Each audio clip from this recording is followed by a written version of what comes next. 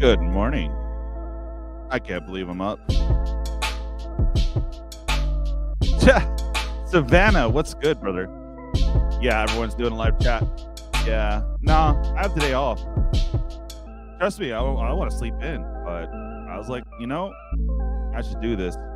I know Ed is going the same time, so it's like, oh man. I don't know if I gave him the idea or if he had it. Who cares? Yeah, we're airing it. I'm on standby mode. Yay. Let's see. I'm gonna kill the music a little bit. Turn it down. There you go. Yeah, that's right. It's magic all the time, baby.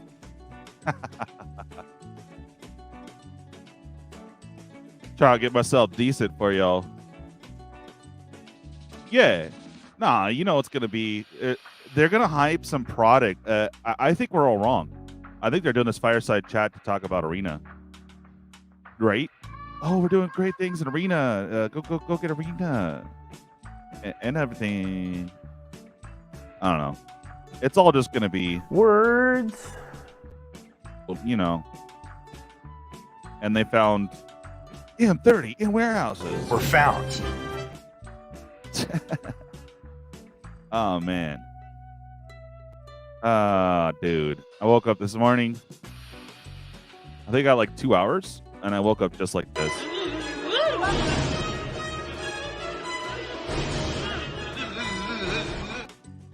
I was trying to figure out where I got the schmuck, but,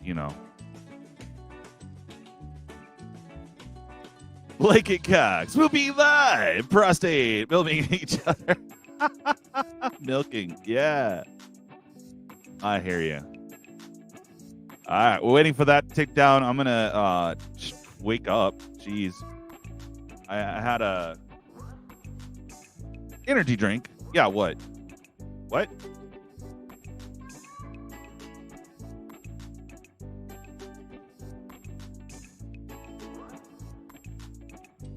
Oh yeah. Or as Rudy says, mouth hugs.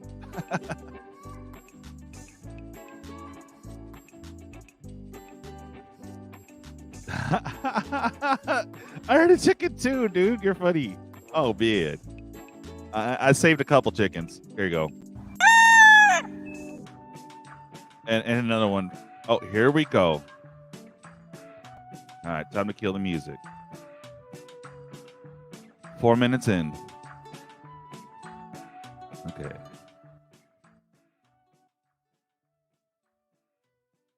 UBS. All right. They're going to be starting here in about 3 minutes. Here we go. Nope. Right. Oh, man. How's that doing? I know he's broadcasting the same time, so thank you for people that are here.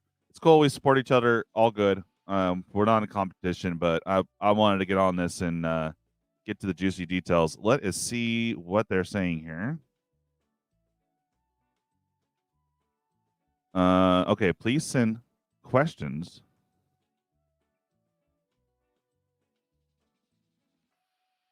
Huh. Oh, we could change and mess with the speed. Noise. So this should be all audio. Let me see if they've started. Okay, I'm going to kill this and bring it back. All right, stop screen. Make sure I have the audio on would be a good idea. Yeah. There we go. Okay, let's see. There we go. Oh, audio's on. Should be starting in 3 minutes.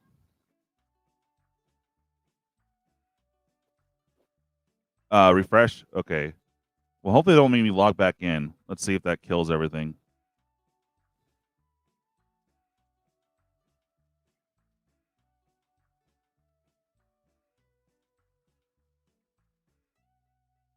Huh.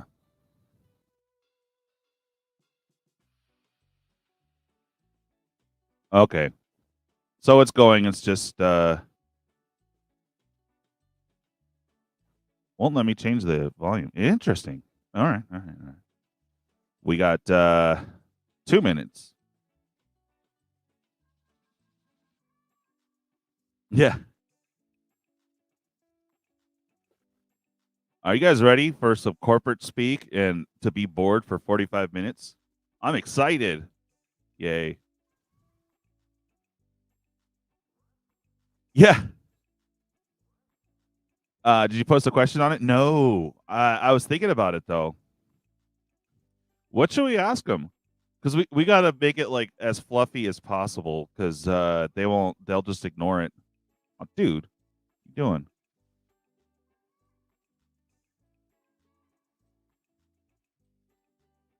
Wait a minute. Oh, lovely. Okay. Just trying to see. Won't let me skip. Okay, it's live. Yay. 1 minute, baby. Whoop, whoop. I can't wait for the corporate speak. It's been a minute.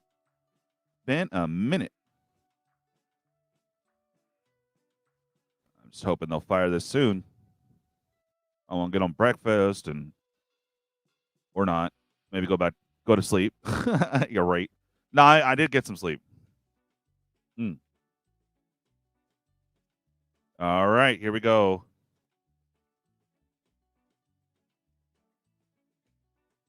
It is 11 officially. Where you guys at?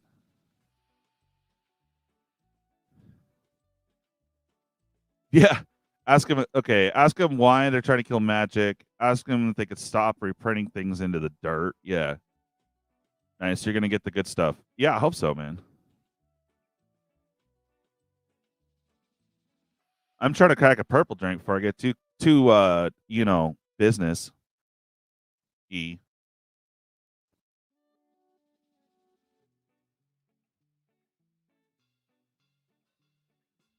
All right. Is Ed getting video or audio?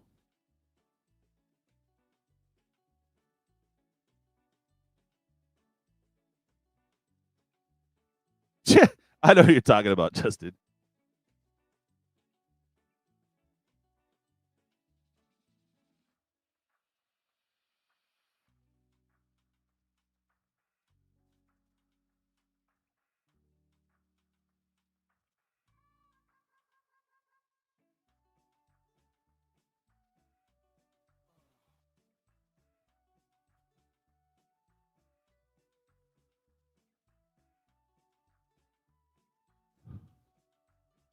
Oh man, I hear you on anxiety. What is up? It is 1 minute past the hour, and so far nada. Let me go to refresh again. Hopefully, I didn't miss too much.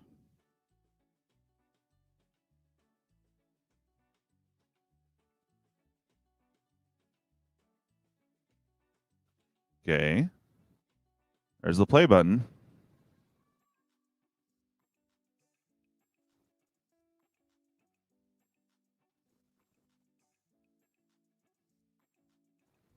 All right.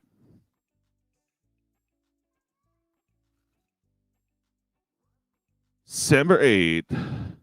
11 should be Eastern, so it should be firing now. All right. I'm going to see if Ed's got video or audio or anything. And thanks for joining us today, everyone. I'm Arpina Kocharian, Leisure and Gaming Analyst with UBS, and we are really excited to have with us for a fireside chat Kris Cox, Chief Executive Officer of Hasbro, and Cynthia Williams, President of Wizard of the Coast and Digital Gaming, and Debbie Hancock, Head of Investor Relations at Hasbro.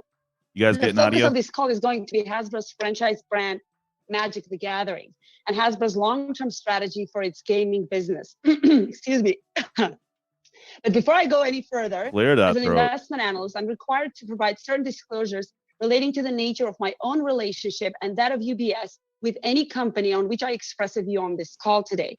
These disclosures are available at ubs.com/disclosures, or please reach out to me and I can provide them to you after this call. Also, there will be no discussion of any confidential, restricted, or material non-public information on this call. This is only a 30-40 minute call, so we might not have time to open the lines for Q&A, but feel free to send me questions by email if we don't address them on the call. With all of that out of the way, Kris, Cynthia, Debbie, welcome, and thank you so much for your time today. Thanks for having us, Arpine. Thanks. Wonderful. It's great to be here. Thank you, Debbie. And I know you need to read some disclosures before we begin. Is that? Yeah, I also have to do a short disclosure. So thank you for having us today. Just before we begin, I want to remind everyone that we may make some forward-looking statements. Our management team may make forward-looking statements concerning our expectations, goals, objectives, or similar matters, and that there are many factors that could cause actual results or events to differ materially from the anticipated results or other expectations expressed in these forward-looking statements. And the factors are in our annual report on Form 10-K, our most recent 10-Q, and other public disclosures. And we have undertake no obligation to update any forward-looking statements made today to reflect events or circumstances occurring after the date of this webcast. Thanks. Fantastic. Thank you. Thank you, Debbie. Kris, why don't we start with you? You've been CEO of Hasbro since February. Obviously, unprecedented times, middle of a global pandemic, supply chain challenges and disruptions. But as we look forward, could you please update us on Hasbro's kind of branded entertainment strategy? And how is that different from what that strategy was before? Yeah, well, hey, first off, thanks so much for having us. It's great to be on and be able to share a little bit of insight on the company, and particularly one of our favorite brands, Magic the Gathering. I think Cynthia will have a wealth of information to share on that. So in terms of our corporate strategy, the new strategy that we rolled out in October, we call Brand Blueprint 2.0. It's a continuation and an evolution of the successful blueprint strategy that we've been deploying for a little over a decade, which is all around the concept of engaging and surrounding the consumer with a host of great play and storytelling experiences that build our brands, build our relationship with the consumer, and help us build a profitable and healthy business. You know, where I think the big points on the pivot on the strategy are in a couple areas. First off, we're shifting from a bit more of a breadth strategy with our old strategy to be more focused on a depth strategy. We call it fewer, bigger, better brands. Hasbro has over 1,500 IP in our portfolio, and we're really going to focus in on about 8 to 10 brands and really grow them. And those brands are going to be in places that we have a lot of strength as a company, gaming being a big one, where we believe we could be the leader in the category, where we can drive above category growth, and where we can drive really nice profit profiles over the mid and long term. There you go, Savannah. The second aspect of the strategy is a focus on the consumer and really doubling down on our consumer insights, on understanding our consumers, and then also how we communicate with our consumers, increasing our A&P budgets, driving new and innovative experiences with the consumer, surrounding them with a host of engagement opportunities, whether that's big budget movies like we have with the upcoming D&D Honor Among Thieves movies, or great video games like we have with Magic the Gathering Arena. And then last but not least, the strategy is a focus on discipline, really driving incremental operational excellence as a company so that we can pair the fantastic creativity and design we have with, stronger cost management. And we believe that we're going to be able to accrue significant value of that. In October, we talked about a goal to generate $250 to $300 million of cost savings annually over the next 3 years. Jeez. We believe we're on track to do that and potentially even exceed that. And, I think that's just good business, whether or not it's healthy economic times or more challenging economic times. It positions Hasbro to be able to invest in our brands and deliver more cash to shareholders. I think when you put it all together, what Blueprint 2.0 really is it's a redoubling and a refocusing on our traditional mission of play. Hasbro is going to celebrate our 100th anniversary next year. We have this portfolio of amazing brands, and we've built those brands through play, starting as early as the ages of 2 to 3 and extending on into adulthood. And Blueprint 2.0 puts our focus squarely on our biggest brands with our best consumer insight and driving a little bit more discipline to pair with our great innovation and creativity. Fantastic. Fluff. That was great for opening, Kris. Thank you. Cynthia, as Kris mentioned, Hasbro has a strong gaming portfolio unparalleled really in the industry, making up a significant portion of profits for the overall company. Can we get a rig in chat? Your largest brand, Magic the Gathering. And could you start by giving us a brief overview of where that business is today? And then I have a quick follow-up for you, Cynthia. Sure. Well, thank you, Arpine, for having us. First of all, it's my pleasure to talk about Cynthia Magic. Williams. It is really an amazing game with an incredible fan base. Magic was created in 1993, and it's the world's first trading card game. Been played by over 50 million players to date in over 200 countries. And you lost about 10. The gameplay is highly strategic and customizable to any individual's play style.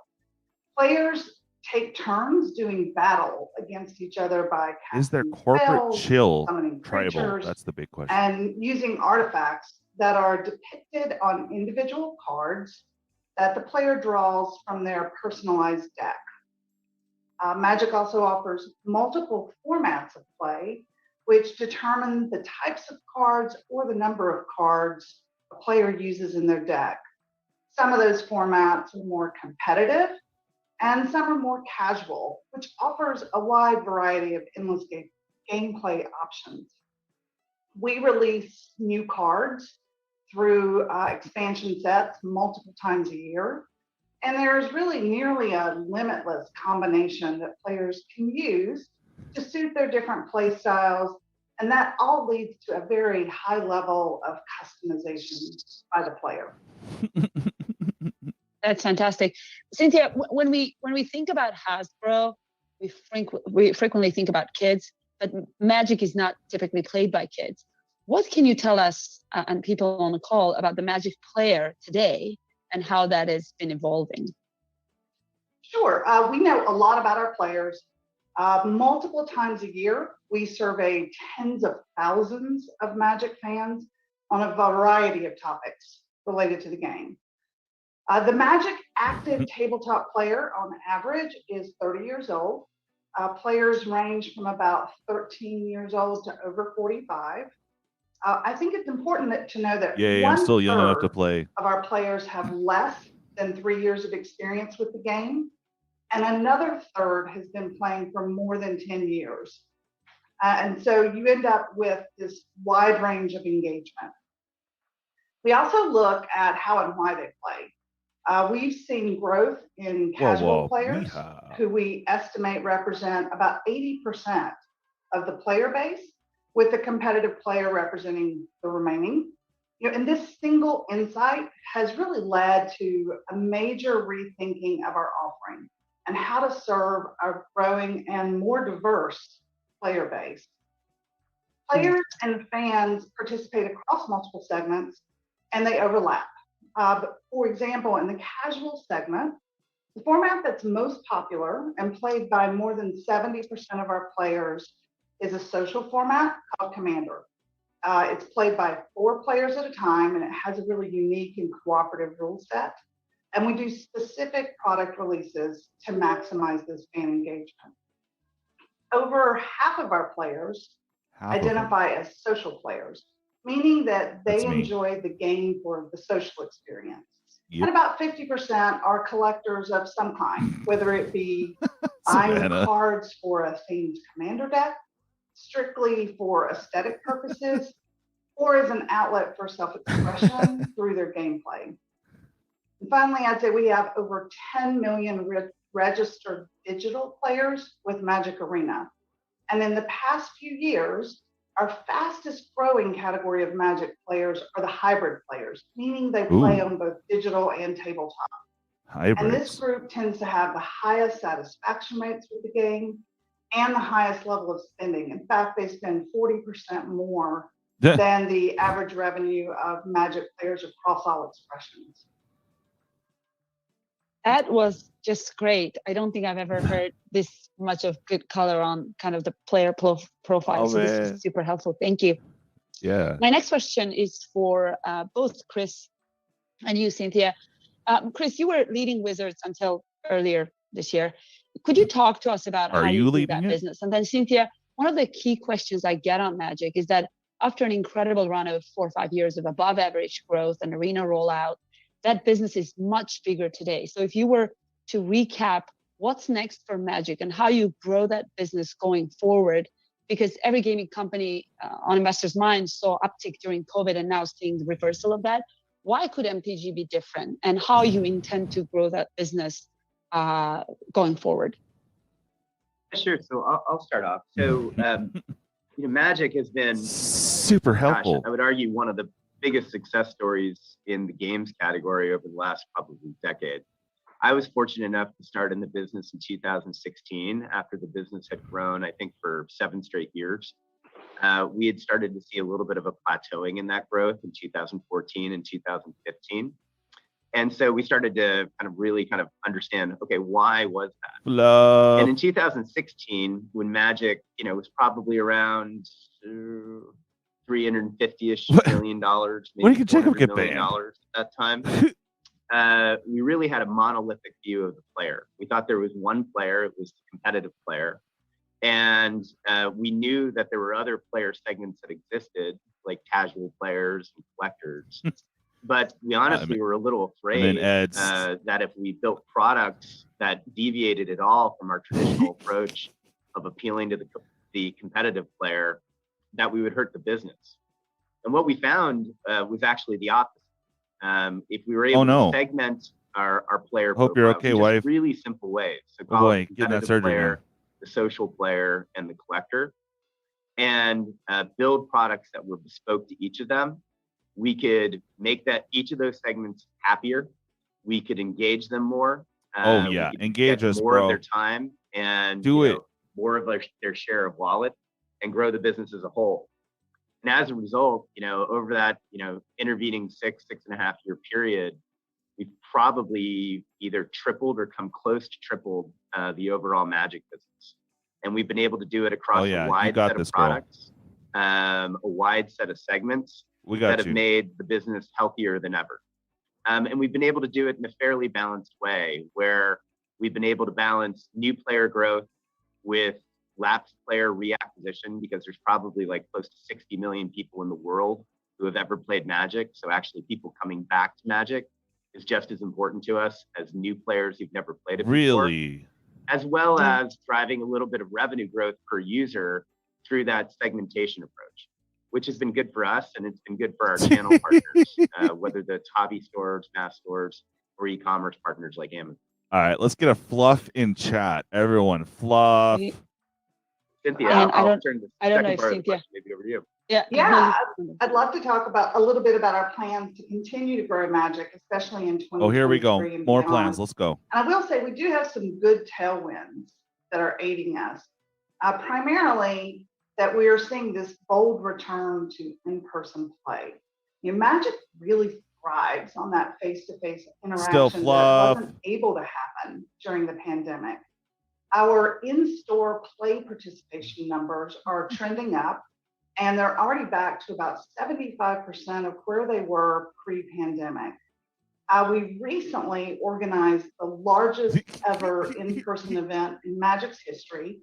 We had over 10,000 players gather in person in Las Vegas. That's right, 10,000 at Vegas. We were there. It was such an encouraging and fun fan event. And we plan on having 4 more of those Magic Cons next year. Our first one will be in Philadelphia on February 17th. Yeah, our boy Ed's going. We've been releasing 6 tentpole sets for several years. We'll do that again in 2023. With our new player acquisition strategy focused on the Universes Beyond line. This year we have The Lord of the Rings as a big tentpole release. And we also have smaller sets like Doctor Who. Morning, Robert. That will attract in new players. In future years, Life of Moxfire, you got this, girl. Final Fantasy and Assassin's Creed, which will join the franchise. And of course, we'll be celebrating Magic's 30th anniversary with our fans. The Magic Cons I mentioned, We'll be releasing new products, and we're especially excited to help our trade partners and our I agree with that. fans Tone by deaf. offering exclusive promo cards from each year of exclusive. Magic that will be available exclusively through Hype our the Wizards jank. Play Network. Some of those cards are cool, though. Stores with I won't every lie. tentpole set release. You know, Magic is bigger than it's ever been. It's on pace to become Hasbro's first billion-dollar brand. And our surveys show that our net promoter score globally has increased to the highest point it's been at in the past 3 years. Hey, go Ed. 296 in his chat. Swoop, swoop. Thank you. That's very helpful. Cynthia, maybe this is a question for you regarding Arena, which has been obviously a huge success. Here we go. Let's hype Arena. I remember back in the day, oh, yeah. before MTG digitization, you know, the big pushback or concern for investors I hear you, whether there Walter. was I hear going you. to be cannibalization of that business. If I said once say you go welcome digital. earlier, welcome to And the now channel, we know brother. it was actually additive to the business. But my question is there more to do in terms of monetizing kind of the digital More. Let's aspects of monetize the it Magic more. franchise? Yeah. Absolutely. You know, as I mentioned earlier, our hybrid players are the most engaged and they spend the most. So our Fluff. efforts around Let's see Magic it. Fluff in Digital chat. will drive increased play and integration across Can both you drive some tabletop increased and our play to me, digital girl? platforms. Yeah. You know, Wizards Play Network stores are telling us that they see new players coming into their Jungle. store Yeah. who are Hasbro ready is to squeezing the join that community cows. That is after they learn to dry. play Magic on Arena. Oh, man. So Magic the Gathering Arena has Fluff. been a great success for us, but it still has room to grow as we continue to invest to meet the needs of that wide range of players. In 2023, Arena will refactor our new player experience to improve more mixed tribal. Let's onboarding go. for new players and help them quickly find the play experiences that appeal to them the most. This will reinforce our acquisition efforts and maximize the impact of our launch on Steam, which is the biggest gaming platform in the world outside of mobile. And it will be our largest platform expansion since our mobile launch last year. We'll continue to engage new players and longtime Magic players with our expanding product releases. I like how the announcers like, okay, can we move on to the next including our topic? first digital Universes Beyond set featuring Lord of the Rings. Digital. We've seen really great engagement with our premier play launch this year, and 2023 will see our first full year of Arena Championships and qualifier weekends, as well as our increasingly popular Arena Opens. Great. Thank you. Thank you. And Kris, maybe this is a question for you. You know, inflation has been top of mind for investors, and ability to take on pricing also has been important. Yes, and we have seen the more traditional toy sector take on pricing throughout the pandemic, really.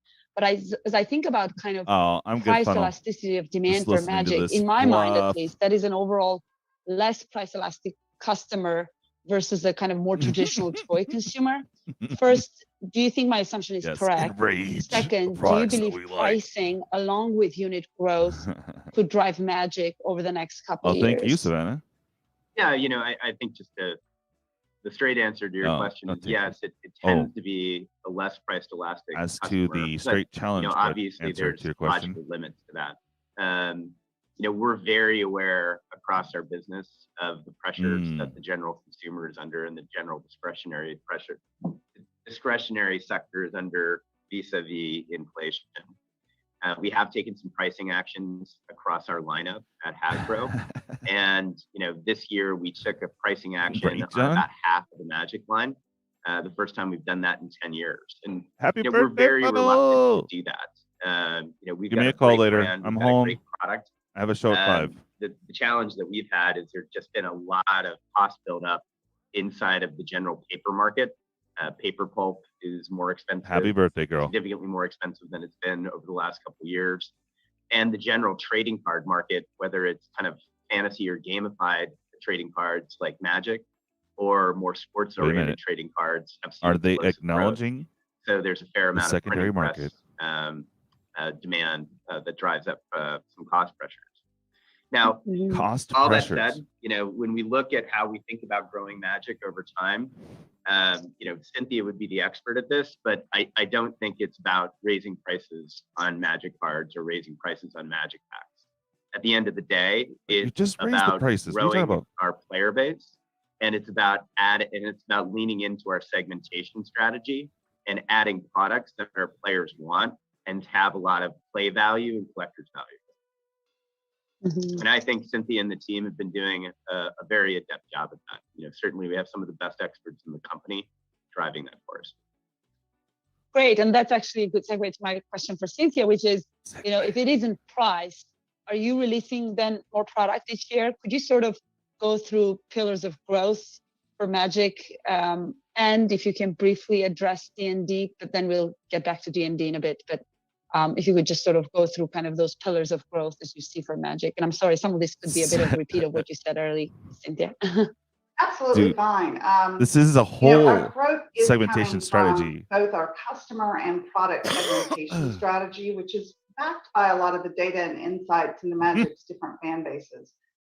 We have innovated and experimented more in the last 4 years than we did in the prior 26. And as a result, we're serving more player segments than ever before. And so there's been a shift in how many SKUs we release in a year. So for example, seems we've like been that, on right, a Walter? cadence of 6 tentpole releases a year for over 3 years now. And there are major releases that have the most to offer every kind of Magic player. With each of those tentpole releases, we have expanded the number of booster product types to meet player preferences. Here we including go. adding set boosters and collector boosters. And then we'll have smaller print run products sprinkled between those tentpole releases that are opt-in. Oh, there we go. Depending And on what type of smaller player you products are and in what between. resonates with you. So we have a collectible product line called Secret Lair, and we do some smaller sets like Infinity that fall in that category. But if I were summarizing it, I'd say our growth has come from monetizing more player segments and not just from increasing the spend of the same core set of players. And our product release schedule really reflects that. But I will say that in the second half of 2022, we had a really compressed release Agreed, Ed. schedule that was Can't hear me, partially but driven it by is so supply tone chain deaf. issues. We will not schedule tentpole releases this closely together going forward. There you go. The supply chain issue I referenced resulted in 2 micro sets releasing on the same date in October. But in 2023, we will return to our preferred release cadence of approximately 2 months between our tentpole sets, with individual micro sets sprinkled in between. You asked about D&D. Really briefly, I'll say that you'll see us leaning heavily into the expansion of D&D through D&D Beyond, the acquisition that we did that closed this past May. We have about 13 million customers, registered users there that we will continue to serve by giving them more ways to express their fandom. Fantastic. ways. And we'll have time, hopefully, if we have time, to come back to D&D briefly after we're done sort of with Magic. But Cynthia, I have a follow-up for you. There's been this claim that you're printing too many cards. What is your one sentence answer to that, or maybe 2 sentences, whatever you prefer? I'm going to go a little more than 2 sentences. You know, yeah, I would love that. Most of our Magic releases and our SKUs are print to demand, and this means that we print and reprint products in a set to support players and customers who want to buy it, usually to play with it. And after an initial sell-in period prior to the launch of a set, all reorders after that set reflect real demand. And our average post-launch sales quantities for our tentpole premiere sets remains unchanged in 2022 compared to 2021. In aggregate, there is no evidence that Magic is overprinted. And the sentiment of Magic needs to cut print runs to support prices, that's a misunderstanding of our business and our customers. You know, if our prices for a print to demand product rise significantly soon after launch, well, that simply means that we're not adequately meeting customer demand, and we are making millions of players unhappy at their lack of ability to acquire the cards they want to play. No, that's really helpful. And I do want to go back briefly to distribution, Cynthia. With all this kind of player segmentation, what is the primary way you're getting Magic product into players' hands, and how that has changed versus 5 years ago?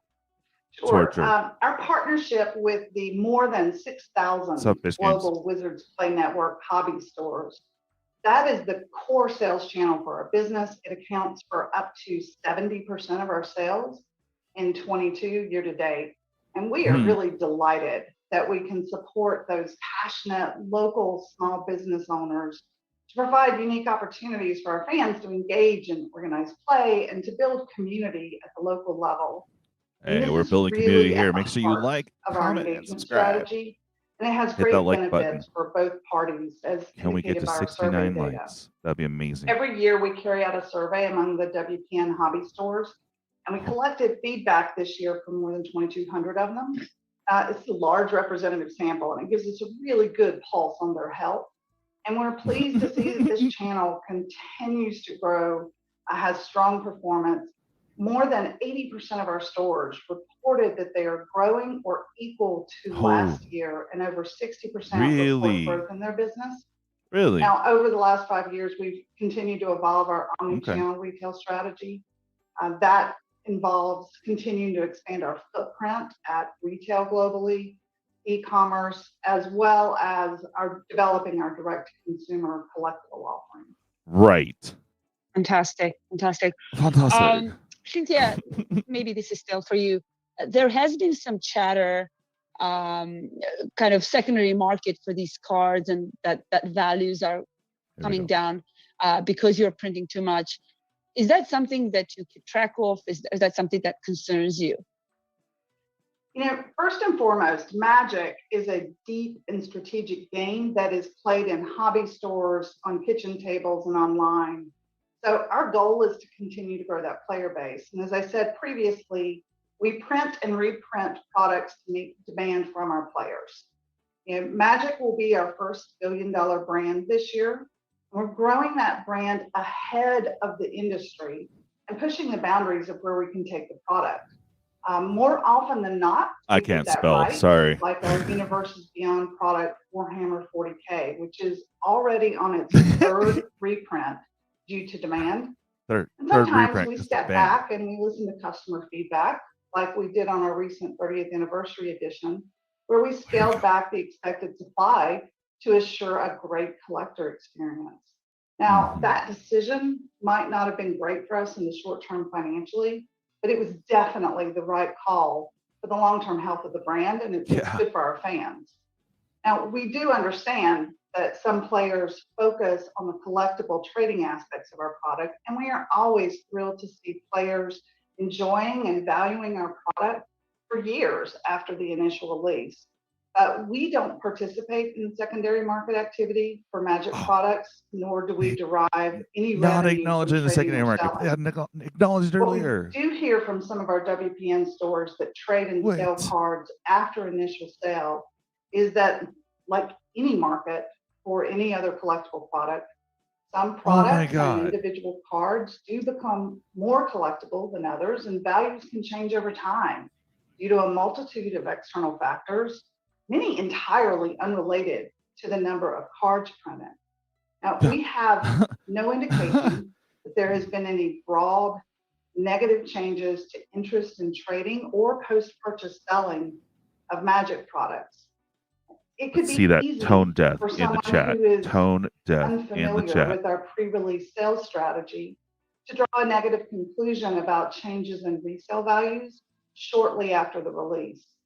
But the truth is that Magic products are regularly put on sale early, exclusively through our WPN stores, as part of a pre-release program that is designed to encourage in-store play at those stores. It is common and expected for the secondary market values for those new products to shift dramatically during and immediately following pre-release as more products become available in the market.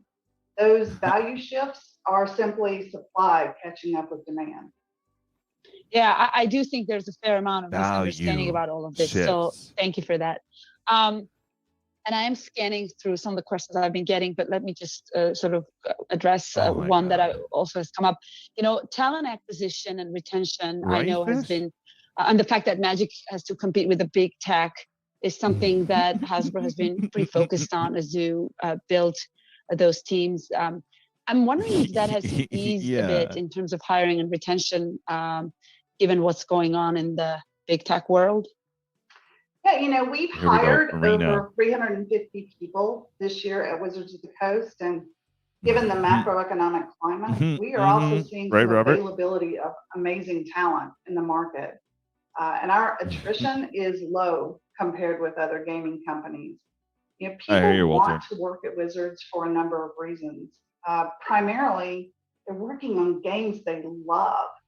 Our games have incredibly loyal, passionate fans who are excited to work on and help shape the games that they've grown up playing. And of course, it's always great to work on a business that is growing and being invested in. You guys are waking up with me. Nice.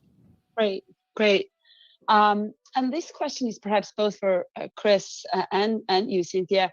I was wondering if you could share your vision on how you approach D&D monetization and digitization, and how that's going to be different from Magic, and really how you approach that in general. If we could give kind of an overview of that here in terms of what's next for D&D and how that franchise is different from when you were looking at Magic back in 2017, 2018. Oftentimes, the question I get from investors is, how do you digitize a game that's been around for 50 years, right? Magic, D&D is obviously older than Magic. And along with that, perhaps we can touch on how the integration of D&D and beyond is going, growth in transactions or whatever you could share. Oh my God. Mind if I start, Kris? Yeah. I mean, the only thing I'd have to add is every time you talk about the hiring rate at Wizards, I am just absolutely floored. My family still lives in Seattle. I live here in Providence, and I'll go back to the Wizards offices. And it's like I'm a senior. It's like I'm a graduated senior returning the next year to high school, and I don't recognize half the class. It's a tribute to. It's a tribute to that business. It's just and a the tribute. great job that the team's doing, growing the talent pool. Thank you, Kris. You know, D&D has never been more popular, and we have really great fans and incredible engagement. The first thing I saw with it is the brand is really under-monetized. Earlier this year, we acquired this is for D&D though, guys. And we're really excited about the possibilities We're super excited. Provides and the positive momentum we've already seen. We made this acquisition to strengthen our connection to players and to power our next phase of product development, strengthen that grip, and to have live service tools through which we gain really valuable data-driven insights. And with DDB, we have a window. This is Cynthia Williams, Justin Clement. Game daily. This is the president of WOTC. Many of our D&D fans use Dungeons and Dragons Beyond. Me too, as John. a companion app on their phone. I am way under monetized. Better. And this gives us a look at how people are playing in their homes that we never had before. So when we think about our future monetization, we start here. You know, dungeon masters, which are the people who guide you through the adventure, they only make up about 20% of the audience, but they are the largest and share get rid of the term players. Race The in rest of the their players books. at the table, we believe digital will allow us to offer a lot more options. Oh, they want you to go digital, baby. Yes. Post-sale that helps us unlock the type of recurrent spending you see in digital games, where more than 70% of the revenue in digital gaming comes post-sale. More focus on the speed of digital means that we're able to expand from what is essentially a yearly book publishing model to a recurrent spending environment.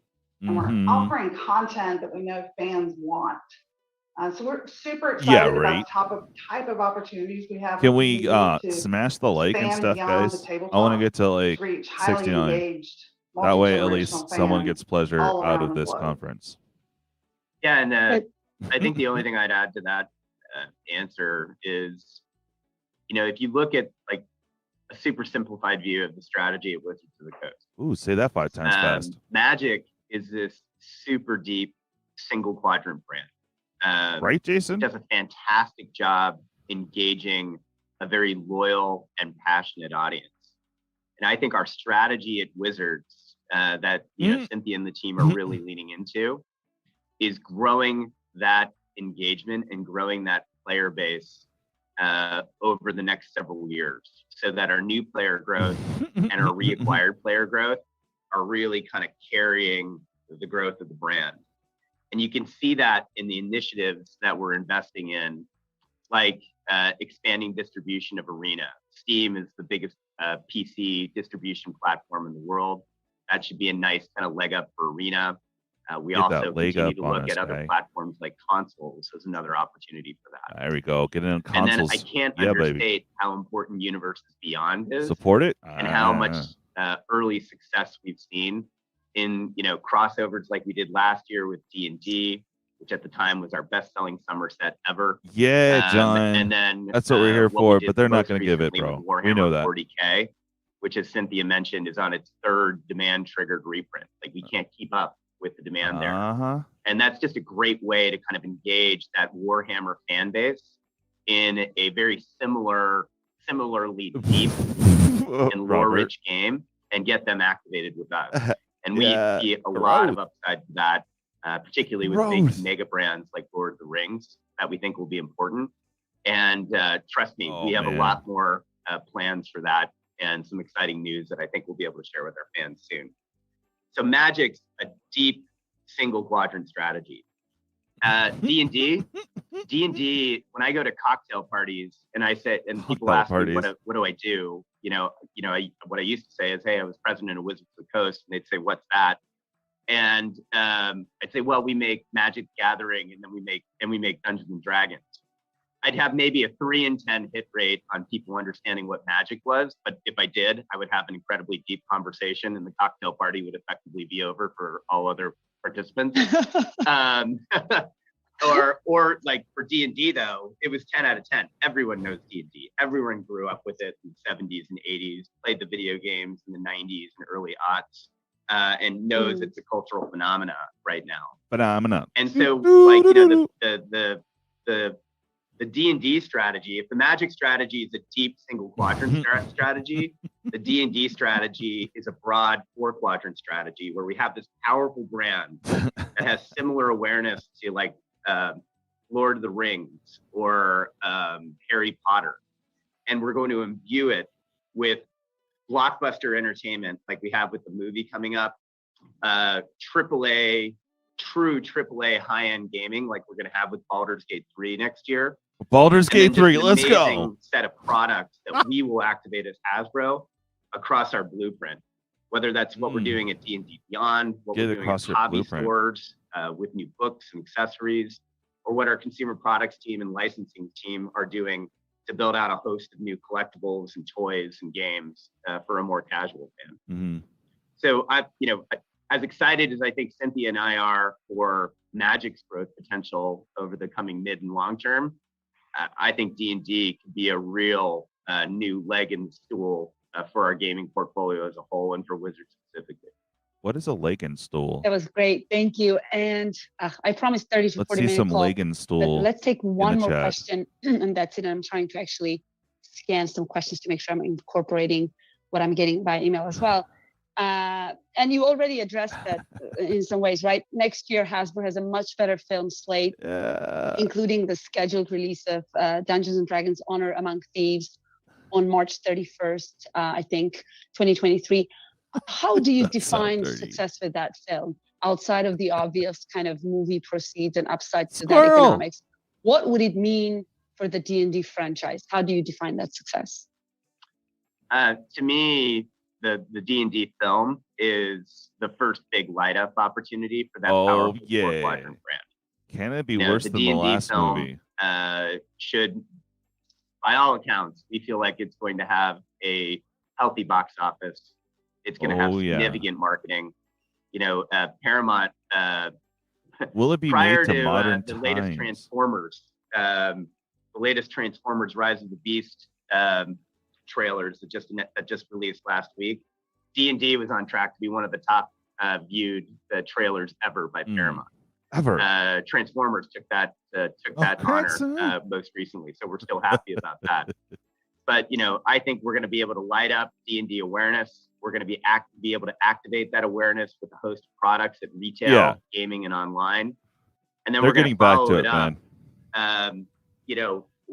We're going to follow it up with a host of video games that we license out, work with like great partners like Larian, with Baldur's Gate 3 that we develop ourselves, and then follow that up with a host of new entertainment. Like, to me, Dungeons and Dragons is the real poster child for Blueprint 2.0, our overall corporate engagement story, which is doubling down on play, supercharging play with great storytelling and entertainment, and focusing on a category that we're an early leader in, the best innovator in, and have every right to win, and grow our profitability and grow our return to shareholders. Pitch it, brother. Pitch it. Preach. Preach. Oh, fantastic. That's a great note to end this call on. And we are actually over 40 minutes, so I apologize for that. I think we're going to conclude the call here. Thank you so much. This was great. Kris, Cynthia, Debbie, thank you so much for making this possible. And thanks everyone for joining. Arpine, thanks so much, and have a happy holiday. You too. Thank you. Thank you. Bye. Take care, everyone. Wow. Wow. All right. Well, there you have it. Woot. Oh my God. That was like fluff and a sales pitch. No apologies. They did say that they're gonna go a little lighter on the print run for the following year. But is that true? Oh no. No, we're gonna have small supplemental products in between those 2-month sets. So it's not slowing down. Honestly, it's not going to slow down, guys. Wow. That was weird. I don't know, man. I don't know. Yeah. I'm listening to Ed here too, so I'm giving him a little bit of love. So if you hear Ed in the background, it's because I'm watching that on my phone. But yeah. So in other words, don't ask questions. Don't ask questions. Just consume product and then get excited for next product. It's not going to stop. Oh my God. Wow. So how are we feeling in chat, everyone? We got through a corporate seminar in the call. Right now, I feel... Call! Bootylicious! Yes, Your Honor? And definitely not bootylicious. That's just like rare. Oh my God. So good morning, everybody. How's everyone doing? I see some new faces. Well, chat. I don't know. Words. Words.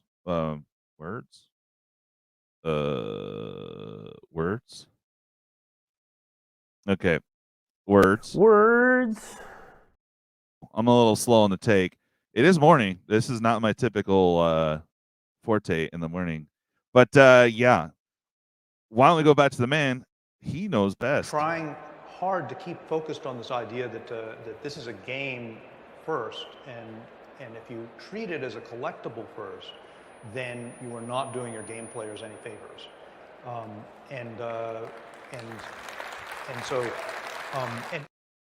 I was there for that. That was cool. You know, that whole fluff piece that we just witnessed or heard is a total. What? I mean, what can you do? I'm gonna blip out here for a second. Yeah, guys, thank you so much for watching and hanging out with me during all this. If you haven't already, smash that like and the subscribe. Roundtable is definitely tonight. It will be at 5 p.m. Pacific Standard Time. So for your East Coast heads, it's going to be 8 o'clock tonight. We're going to go in depth on this for sure. Yeah, amazingly unbelievable for sure. Yeah, so only buy what you want, but standard chances as fast as stuff comes out. Yeah, right.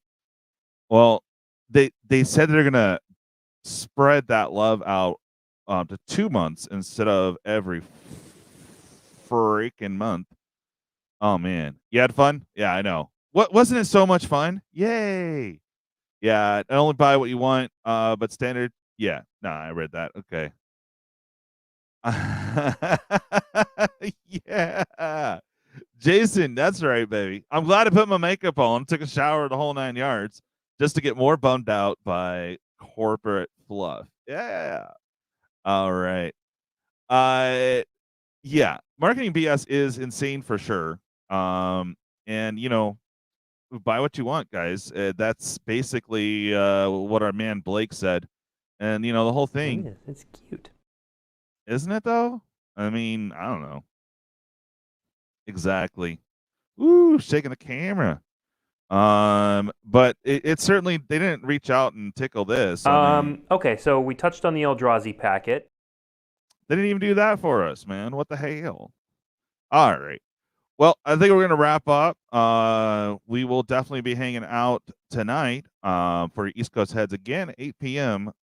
With a bunch of other people, and we're going to get heavy into this topic. Is there anything that you guys want to cover before? Yeah, dude. Yes. No, we did nothing wrong. It's all part of the corporate plan. So yeah, they would print less of every product, creating scarcity. Exactly. Let's drive up the secondary market that they don't acknowledge, but they acknowledge, but they don't. They don't. Yeah. Oh, well, Jason, thanks for hanging out, man. I appreciate it. I woke up early for this on 2 hours sleep. Yay. But you know me, I'm usually on at late nights. So I actually went to bed early. Oh my God, to get this done. Yeah. This is more like, yeah, exactly, Savannah. It's more like a probing session. Gonna need a psychiatrist after this stretching. No kidding. No kidding. Oh my God. Yeah. Well, good times, everyone. Thank you so much for hanging out. We will see you tonight. And Friday, tomorrow. Oh yeah. Anyone looking for any? I got a sweet deal on. If anyone, the Jumpstart set is actually not bad. I got a sweet deal going. Actually, no. Who's getting into Dominary remastered? Because I got some deals there. Holler at a baller. Let me know if you guys want to jump in. I do need to get orders in by Friday to secure the deal that I have. Adam, yeah. You felt better watching South Park's Fireside Chat with BP Oil. I'm sorry. No, you right, man. You right. Yeah. Oh, yeah. Roundtable should be fire tonight. So, cool. Well, thank you guys for joining me, and we'll catch you later tonight. Bye. In the broadcast. Okay. Bye.